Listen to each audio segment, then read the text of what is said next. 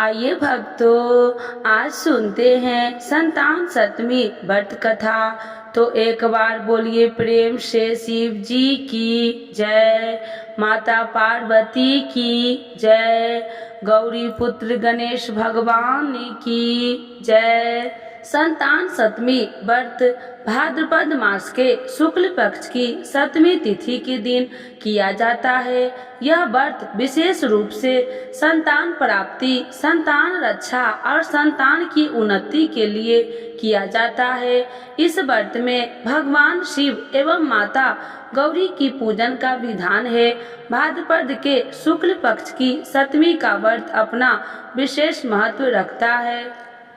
श्री संतान सप्तमी व्रत कथा के अनुसार एक दिन महाराज युधिष्ठिर ने भगवान से कहा, हे प्रभु, कोई ऐसा उत्तम व्रत बतलाइए जिसके प्रभाव से मनुष्यों के अनेकों सांसारिक क्लेश दुख दूर होकर वे पुत्र एवं पौत्रवान हो जाए। यह सुनकर भगवान बोले, हे राजन, तुमने बड़ा ही उत्तम प्रश्न किया है। मैं तुमको एक पौराणिक इतिहास सुनाता हूँ, ध्यान पूर्वक सुनो। एक समय लोमेश ऋषि ब्रजराज की मथुरापुरी में वासुदेव के घर गए।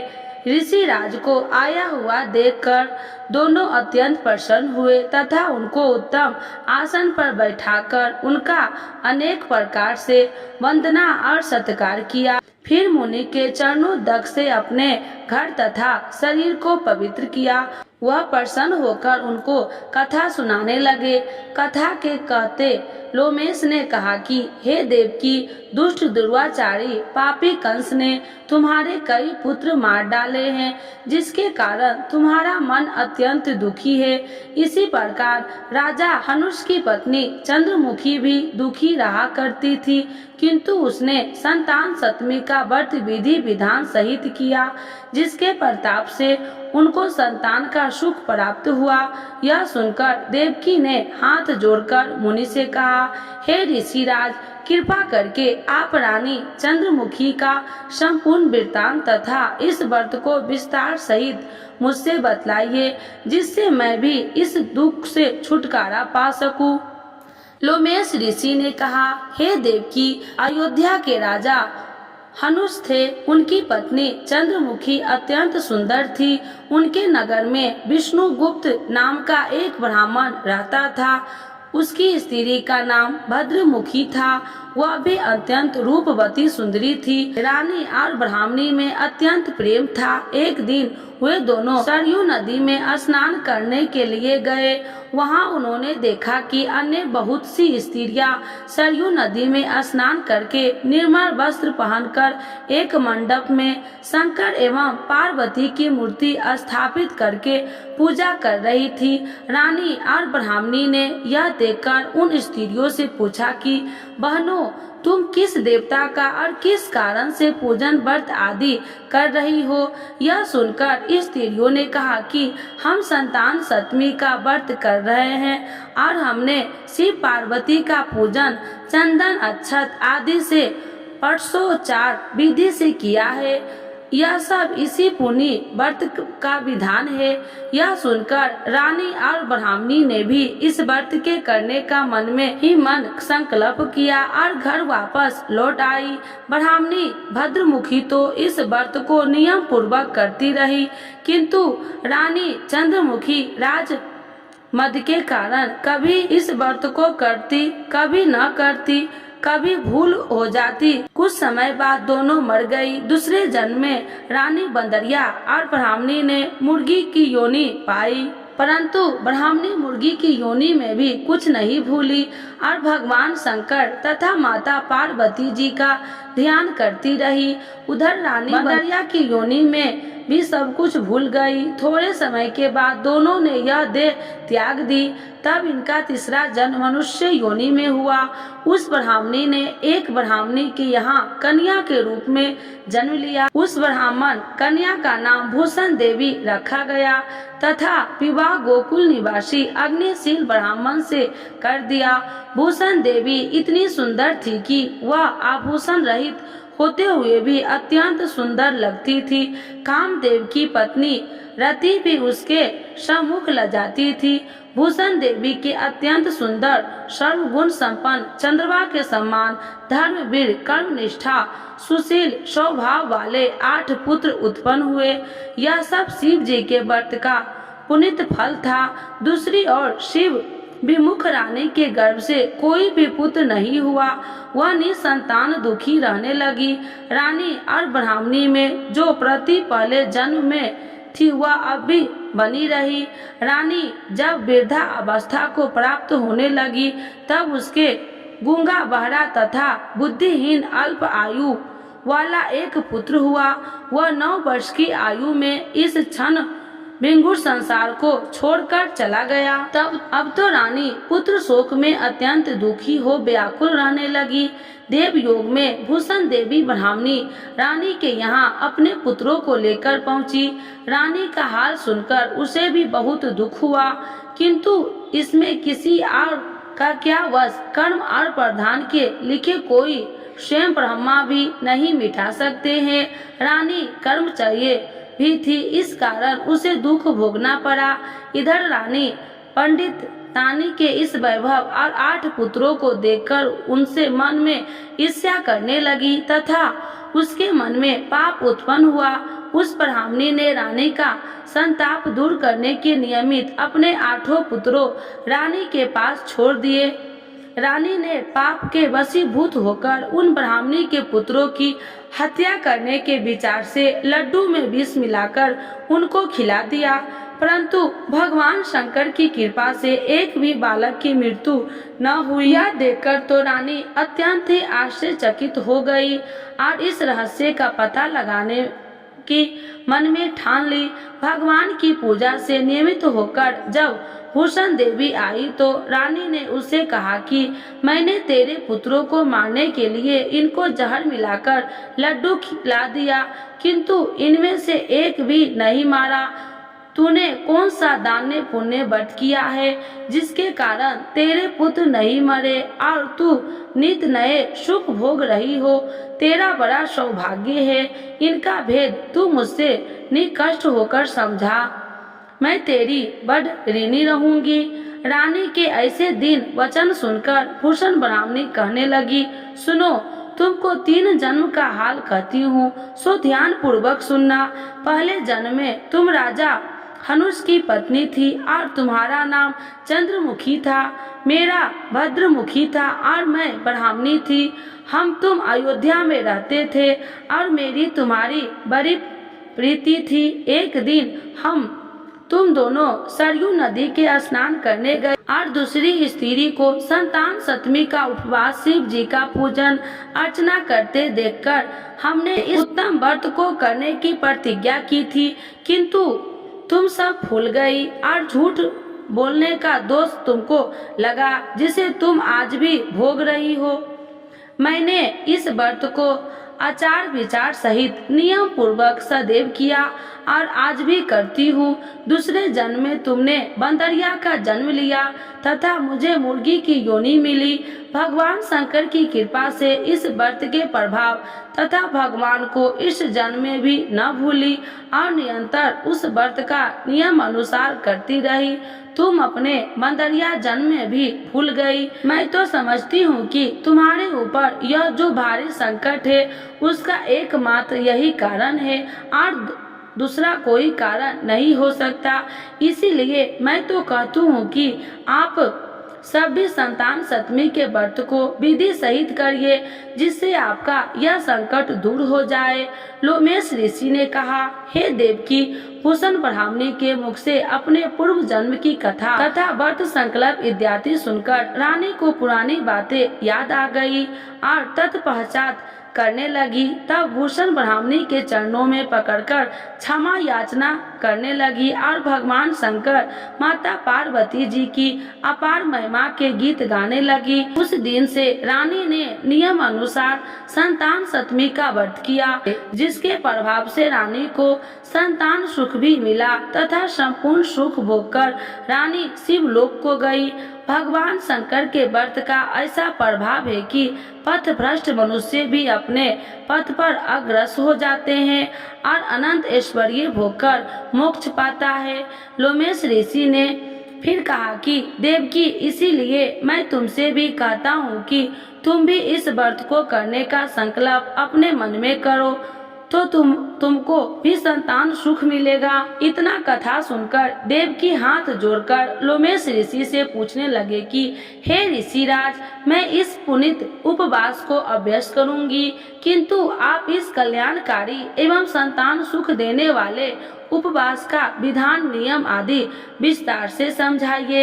यह सुनकर ऋषि बोले, हे देवकी, यह पुनीत उपवास भाद्रपद के महीने में शुक्ल पक्ष की सप्तमी के दिन किया जाता है।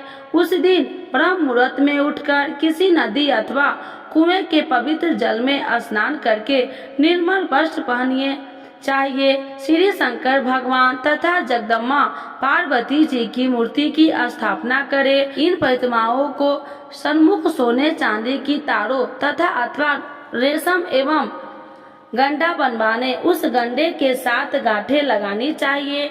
उस गंडे को धूप दीप अष्टगंध से पूजा करके अपने हाथ में बांधे और भगवान शंकर से अपनी कामना सफल होने की प्रार्थना करें। तदंतर 7 पुआ बनाकर भगवान को भोग लगाए और 7 ही पुए एवं यथाशक्ति सोने अथवा चांदी की अंगूठी बनवाकर इन सबको एक तांबे के पात्र में रखकर और उनका षोडशोपचार विधि से पूजन करके किसी सदाचारी धर्मनिष्ठा सुपात्र ब्राह्मण को दान देवे।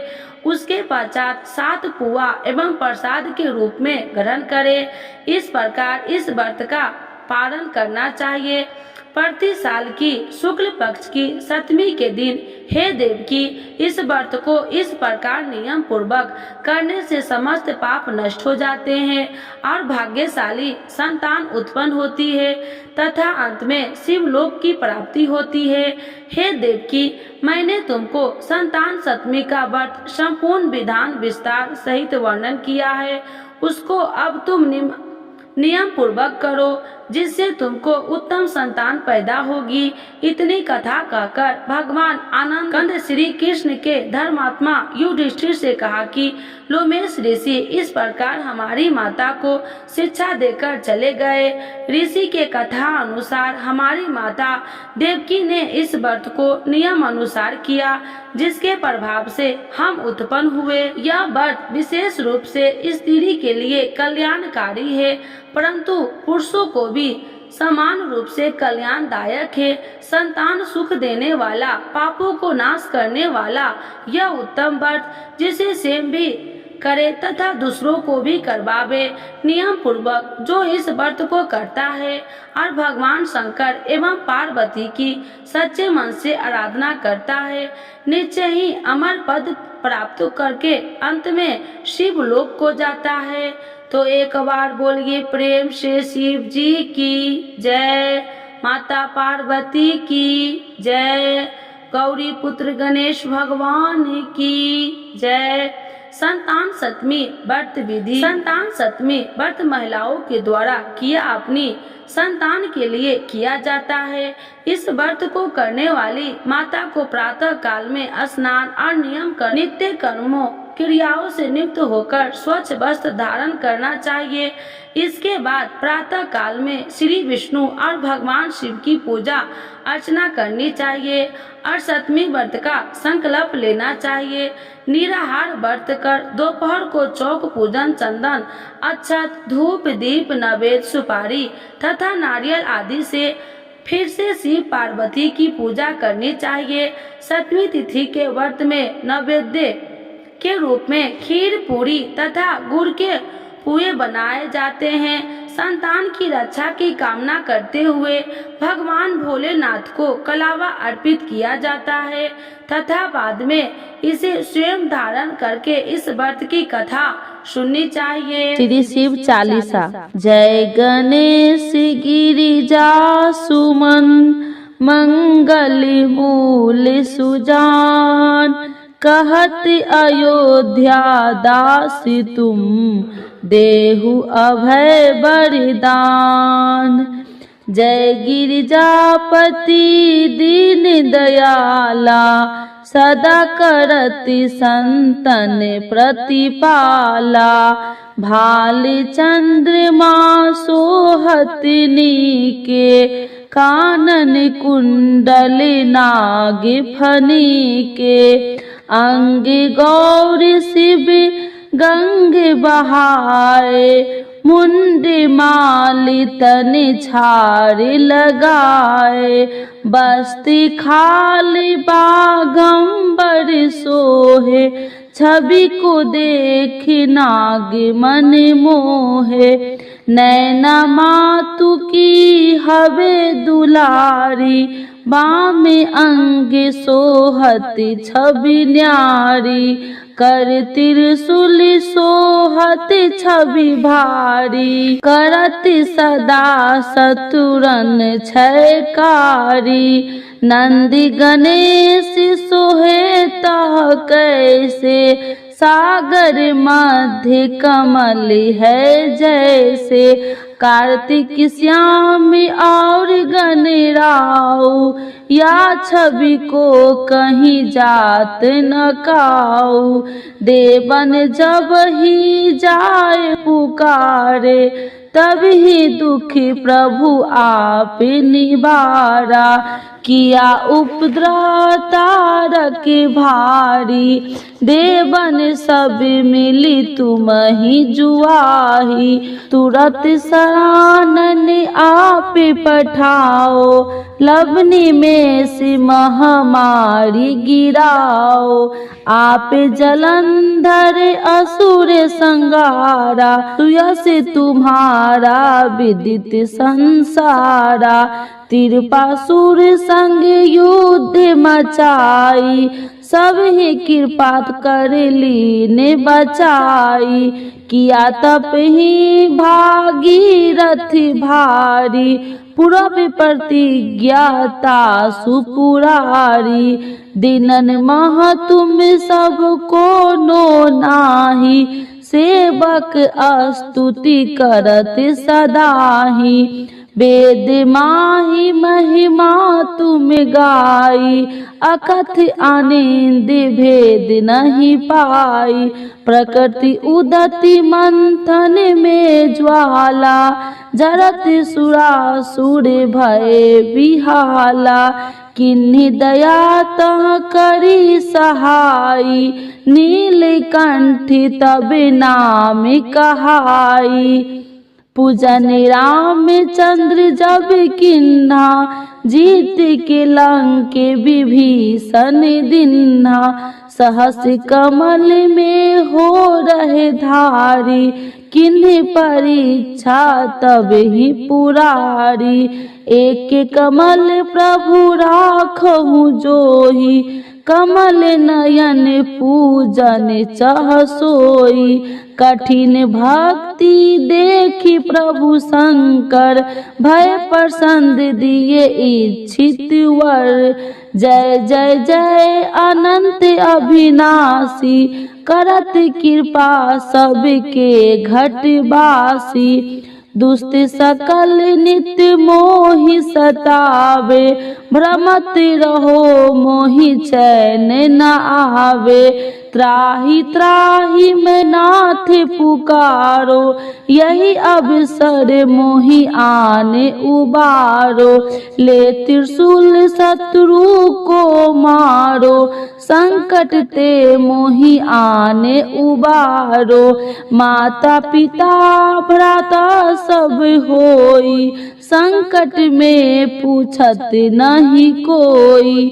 स्वामी एक ही है आस तुम्हारी, आए हरहु मम संकट भारी। धन निर्धन को देत सदाही, जो कोई जाचे सो फल पाही। स्तुति कहीं विधि करे तुम्हारी, क्षमहु नाथी अब चूकी हमारी। शंकर हो संकट के नाशन, मंगल करन विघ्न विनाशन। योगी अति मुनि ध्यान लगावे, शारद नारद शीस नवावे। नमो नमो जय नमः शिवाय, सूर्य ब्रह्मादि की पार न पाया। जो यह पाठ करे मन लाई, तापर होते है शंभु सहाय। ऋणिया जो कोई हो अधिकारी, पाठ करो सो पावनहारी। पुत्र होने कर इच्छा जोई, नीचे शिव प्रसाद ते ही होई। पंडित त्रयोदशी को लावे, ध्यान पूर्वक होम करावे। त्रयोदशी व्रत करे हमेशा, ताकि तन नहीं रहे कलेसा। धूप दीप नैवेद्य चढ़ावे, शंकर सन मुख पाठ सुनावे। जन्म जन्म के पाप नसावे, अंत धाम शिवपुर में पावे। अयोध्या दास आस कहे तुम्हारी, जाने सकल दुख हरहु हमारी। नित्य नेम उठहि प्रातः पाठ करो चालीसा, तुम मेरी मनोकामना पूर्ण करो जगदीशा। मगशिर छवि हेमंत ऋतु, सावन 64 जान। स्तुति चालीसा शिव ही, पूर्ण किन कल्याण। शिव जी की जय, भोला बाबा की जय। शिव जी की आरती। भगवान शिव जिन्हें शंकर भोलेनाथ महादेव के संबोधन से भी पुकारा जाता है, इनकी स्तुति मुख्यतः साप्ताहिक दिन सोमवार, मासिक त्रयोदशी तथा प्रमुख 2 शिवरात्रियों को की जाती है। शिव जी की आरती इन्हीं दिन और पर्व को विशेष रूप में की जाती है। शिव जी की आरती के बिना उनका कोई भी व्रत अधूरा माना जाता है, इसीलिए आप लोग यह आरती जरूर सुने। ओम जय शिव ओमकारा, स्वामी जय शिव ओमकारा। ब्रह्मा विष्णु सदा शिव, अर्धांगी धारा। ओम जय शिव ओमकारा, एकानन चतुरानन पंचानन राजे। स्वामी पंचानन राजे, हंसासन गरुड़ासन विश्वाहन साजे। ओम जय शिव ओमकारा, 2 भुज 4 चतुर्भुज, 10 भुज अति सोहे। स्वामी 10 भुज अति सोहे, त्रिगुण रूपिणी रखिते, तिरुबनि जन मोहे। ओम जय शिव ओमकारा, अच्छी माला बनि माला, मुंडी माला धारी। स्वामी मुंडी माला धारी, त्रिपुरारी कंसारी, करी माला धारी। ओम जय शिव ओमकारा, श्वेतांबर पीतांबर, बाघांबर अंगे। स्वामी बाघांबर अंगे, सनिकादिकी गरुणादिकी भूतादिकी संगे ओम जय शिव ओमकारा करके मध्य कमंडल चक्र त्रिशूलधारी स्वामी चक्र त्रिशूलधारी सुखकारी दुखिहारी जगे पालनकारी ओम जय शिव ओमकारा ब्रह्मा विष्णु सदा शिवी जानति अविवेका स्वामी जानति अविवेका मधुकैटभि दो मारे सुर भयहीन करे ओम जय शिव ओमकारा लक्ष्मी व सावित्री पार्वती संगा स्वामी पार्वती संगा पार्वती अर्धंगी शिव लहरी गंगा ओम जय शिव ओमकारा पार्वती सोहे पार्वती शंकर कैलासा स्वामी शंकर कैलासा भांग धतूर का भोजन भस्मी में बसा ओम जय शिव ओमकारा जटा में गंगा बहती है गले मुंडन माला स्वामी गले मुंडन माला शेष नाग लिपटावती ओढ़त मिर्ग छाला ओम जय शिव ओमकारा काशी में विराजे विश्वनाथी नंदी ब्रह्मचारी स्वामी नंदी ब्रह्मचारी नित्य उठी दर्शन पावती महिमा अति भारी ओम जय शिव ओमकारा त्रिगुण स्वामी जी की आरती जो कोई नर गावे स्वामी जो कोई नर गावे कहत शिवानंद स्वामी मन वांछित फल पावे ओम जय शिव ओमकारा प्रभु हर शिव ओमकारा शिव जी की जय माता पार्वती की जय।